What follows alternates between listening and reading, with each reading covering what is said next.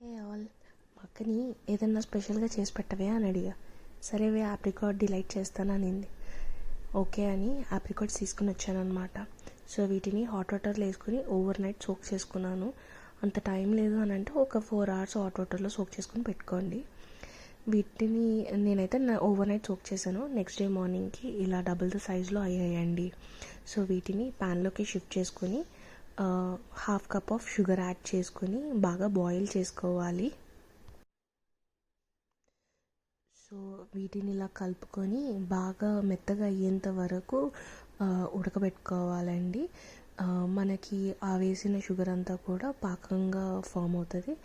So మనకు కొంచెం పాకం ఫామ్ అయింది, దగ్గరకు వచ్చింది అన్నప్పుడు ఇంకా స్టవ్ ఆఫ్ చేసేసుకోవచ్చు ఈ స్టేజ్లో ఉన్నప్పుడు.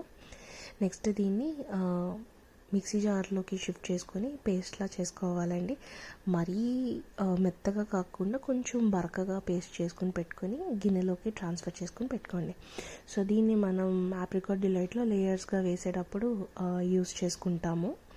సో నేనైతే దీన్ని ఇలా తీసేసుకొని బౌల్లో తీసుకొని పక్క పెట్టుకుని ఉంచుకున్నాను. అండ్ నెక్స్ట్ కస్టర్డ్ ప్రిపేర్ చేసుకొని పెట్టుకోవాలండి.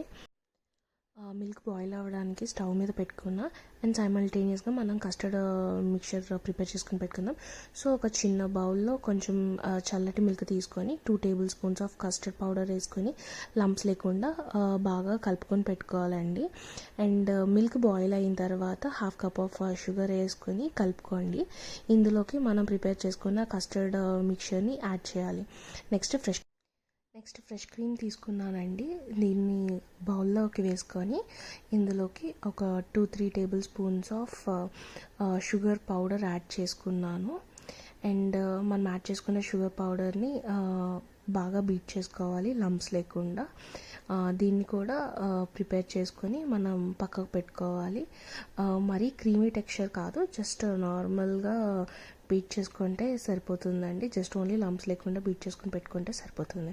అండ్ మనకి ఇంకొక ఇంగ్రీడియంట్ కావాల్సి వస్తుందండి ఇది ప్రిపేర్ చేసుకోవాలంటే, అదే కేక్. నేనైతే నార్మల్ బేకరీ నుంచి స్పాంజ్ కేక్ తెచ్చుకున్నాను, వెనీలా స్పాంజ్ కేక్.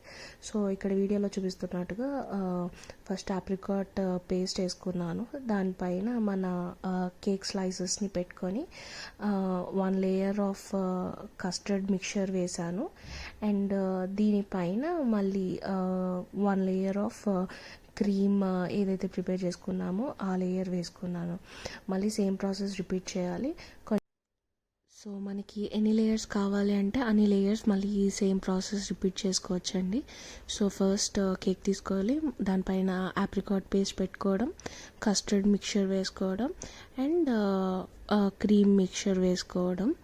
సో ఇలా మనకి ఎన్ని లేయర్స్ కావాలి అనుకుంటే అన్ని లేయర్స్ ఫిల్ చేసుకోవచ్చు.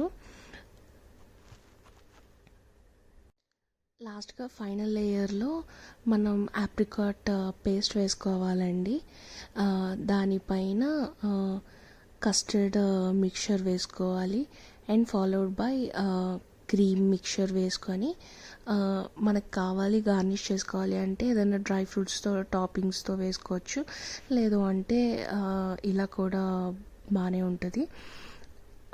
దీన్ని మనం రెఫ్రిజిరేటర్లో అట్లీస్ట్ ఒక 1 hour అన్న కూల్ చేసుకొని చల్లగా సర్వ్ చేసుకొని తింటే చాలా బాగుంటుంది. సో దీన్ని నేను 1 hour తర్వాత రెఫ్రిజిరేటర్లో నుంచి తీసానండి టేస్ట్ చూద్దామని. టేస్ట్ అయితే చాలా బాగుంది, ఎగ్జాక్ట్ రెస్టారెంట్ టేస్టే వచ్చింది. సో మీరు కూడా తప్పకుండా ట్రై చేసి చెప్పండి ఎలా వచ్చిందో రెసిపీ. అండ్ వీడియో నచ్చితే లైక్ చేయండి, సబ్స్క్రైబ్ చేసుకోండి ఛానల్ని. Thank you so much. Thanks for watching.